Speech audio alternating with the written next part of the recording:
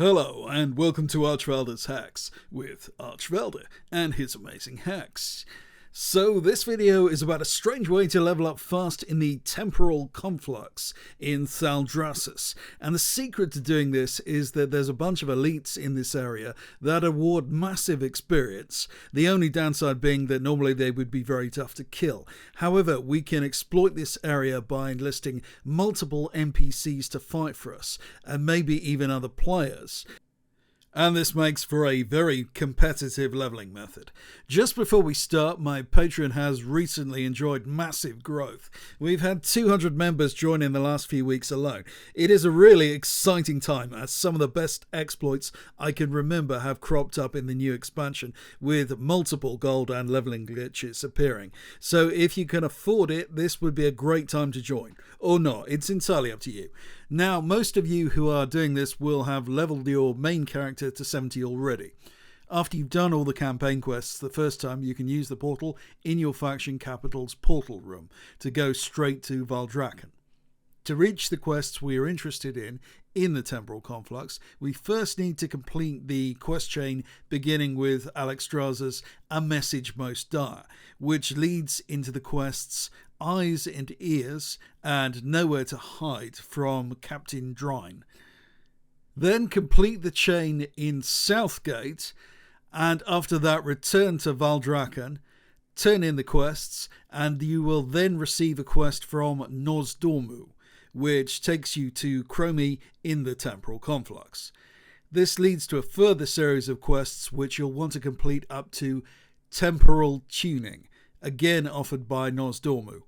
The Valdrakken and temporal conflux quests will take you about half an hour to complete.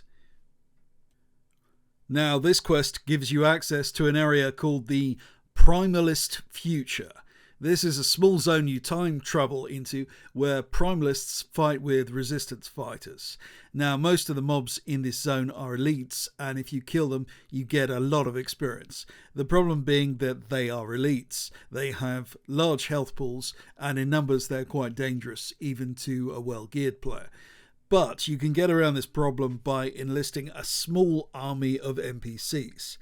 First, you get a cool little dragon that you can summon to fight for you, who tanks surprisingly well and also does some nice heals.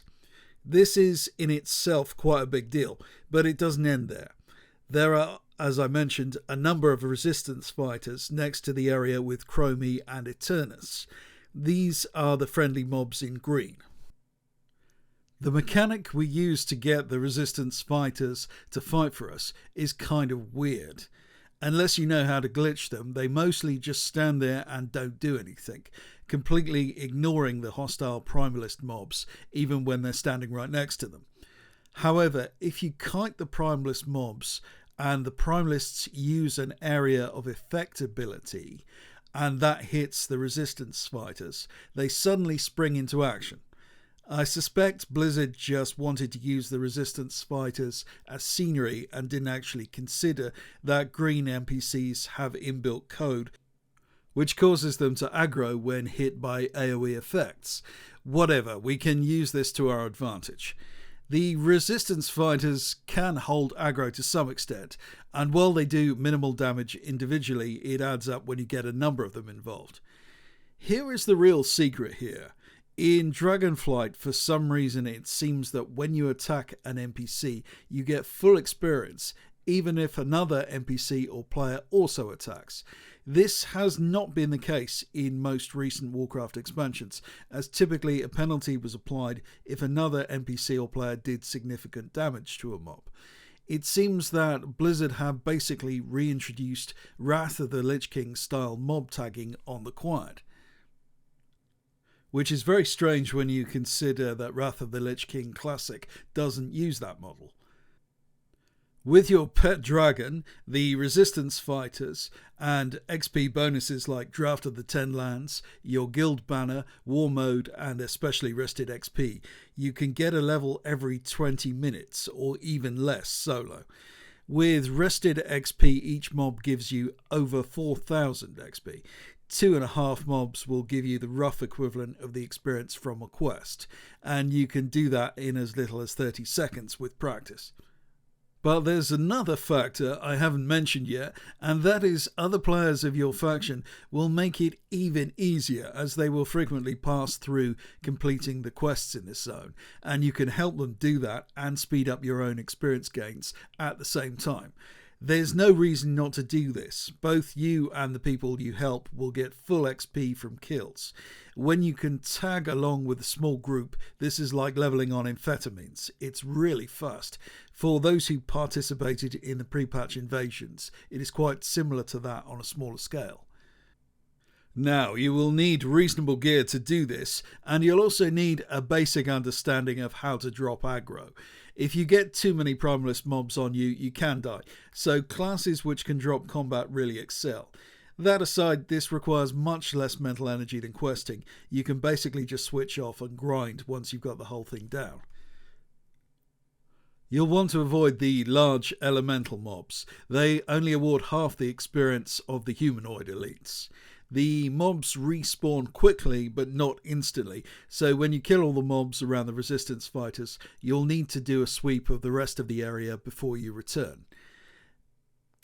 There is an item scattered around the zone which awards a haste buff of up to 15% that you can pick up, but it only has a 3-minute duration, so I couldn't find any way to collect it and make use of it in an efficient manner. If you excel at dragon riding, you might just be able to do it fast enough to make it worthwhile. If you do this well in war mode, you may occasionally have to fight the opposite faction, but mostly they won't take much interest in you. Most people are just trying to complete quests and don't want to waste too much time. Although Blizzard certainly didn't intend for this zone to be exploitable in the manner I'm showing, this isn't really the type of extreme manipulation of the game that would cause them to take action against individual player accounts. However, I'd estimate there is about a 50% chance that they will quietly nerf this opportunity in some way eventually, so if you find this appealing, probably better to do it now while it is still an option. Now, here's a bonus trick. You'll want to do this one off peak because you don't want other players around. Go to the Cobalt Assembly and aggro these mobs, then kite them back into the guards and use whatever class ability you have to drop aggro.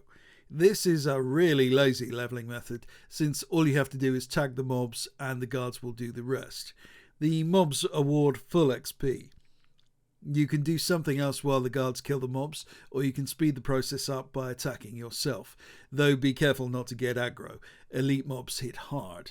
This trick works especially well with rested XP. Great fish gather in droves. Go, gather meat for us and bring back stories of your exploits. Bring back stories of your exploits. Stories of your exploits.